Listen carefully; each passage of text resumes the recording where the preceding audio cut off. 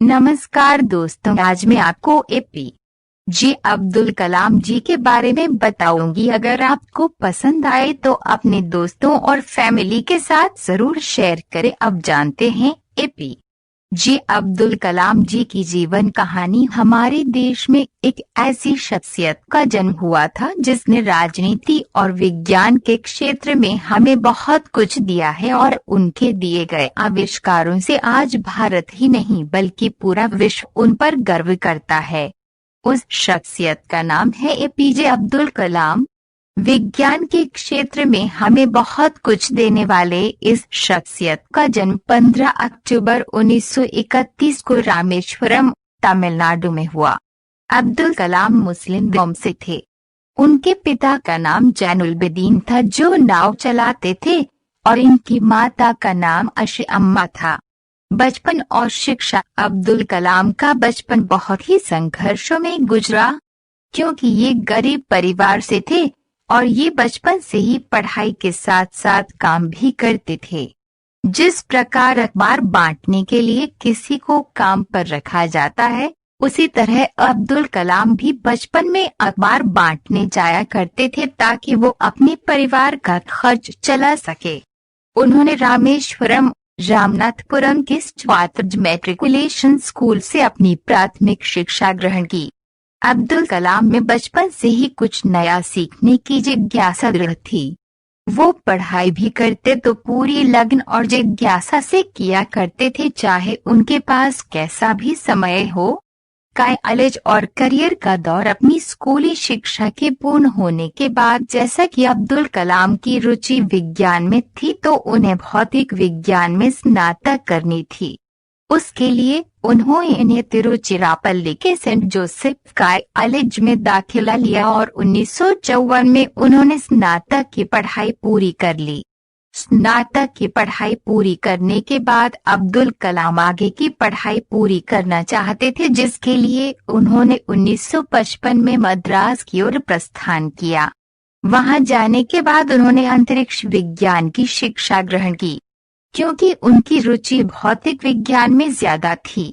उनके शिक्षा का ये दौर करीब 1958 से 1960 तक चलता रहा। करियर की ओर बढ़ना। अपनी शिक्षा को पूर्ण करने के बाद अब्दुल कलाम ने एक वैज्ञानिक के रूप में डीआरडीओ यानी रक्षा अनुसंधान और विकास संगठन में काम किया। अब्दुल कलाम का सपना था कि वो भारतीय वायुसेना में एक पायलट बने और देश के लिए कुछ करें। इसके लिए वो काफी प्रयास करते रहे, लेकिन वो इसमें नहीं जा पाए, परंतु उन्होंने अपने इसी सपने को सकारात्मक माध्यम से एक नई दिशा दी और उन्होंने शुरुआत में भारतीय सेना के लिए एक छोटे हेलीकॉप्टर का मॉडल तैयार किया। डीआरडीओ में काम करने के बाद अब्दुल कलाम की करियर यात्रा इसरो की ओर बढ़ी। सन 1969 में उनका कदम इसरो यानी भारतीय अंतरिक्ष अनुसंधान संगठन पर पड़ा, जहां पर वो कई परियोजनाओं के निदेशक के रूप में काम करते रहे। और गर्व की बात यह है कि इसी दौरान 1980 में इन्होंने भारत के पहले उपग्रह पृथ्वी या एसएलवी को पृथ्वी के निकट सफलतापूर्वक स्थापित किया। इन्होंने भारत के लिए ये काम इतना बड़ा कर दिया था कि इनके इस काम की वजह से हमारा देश अंतर्राष्ट्रीय अंतरिक्ष क्लब का सदस्य बना। उपलब्धियां। अब्दुल कलाम निरंतर विज्ञान के लिए नया नया काम करते रहे, जिसमें उन्होंने भारत के पहले परमाणु परीक्षण को भी साकार कराने में अपना सहयोग दिया। इतना ही नहीं, इन्होंने नासा यानी national aeronautics and space administration की यात्रा भी की। अंतरिक्ष के क्षेत्र में भारत को इतनी तरक्की दिलाने से भारत सरकार द्वारा 1981 में इन्हें पद्म भूषण से नवाजा गया। सन 1982 में उन्होंने गाइडेड मिसाइल पर कार्य किया। अंतरिक्ष के क्षेत्र में इतनी लगन और निष्ठा को देखते हुए भारत सरकार ने 1990 में फिर इन्हें पद्म विभूषण से नवाजा, जो कि बहुत ही गर्व की बात है।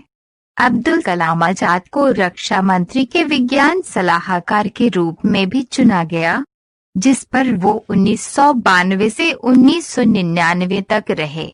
इतना ही नहीं, इस कार्यकाल के मध्य में यानी 1997 में उन्हें भारत रत्न से नवाजा गया। इसी तरह योगदान देते हुए उन्होंने आगे भारत के दूसरे परमाणु परीक्षण को सफल बनाया। सन 2002 तक भारत को अब्दुल कलाम इस हद तक ले जा चुके थे जहां तक भारत को सोचना भी मुश्किल था, और इसी योगदान की सफलता का फल उन्हें भारत का राष्ट्रपति बनके मिला। 2002 में उन्हें भारत का राष्ट्रपति चुना गया था और ये 2007 तक इस कार्यकाल में रहे। उनको उनके काम की वजह से मिसाइल मैन जैसे कई नामों से जाना जाता है। इसके बाद उन्होंने शिक्षा संस्थाओं के कई पदों पर कार्य किया। 27 जुलाई 2015 को वो शिलोंग के भारतीय प्रबंधन संस्थान में लेक्चर देने गए थे। इसी दौरान उन्हें दिल का दौरा पड़ा और अब्दुल कलाम आजाद को इस दुनिया से विदा होना पड़ा। भले ही आज अब्दुल कलाम इस दुनिया में नहीं, लेकिन उन्होंने हमारे भारत को इतना कुछ दिया है कि वो हमारे लिए आज भी जिंदा है। धन्यवाद।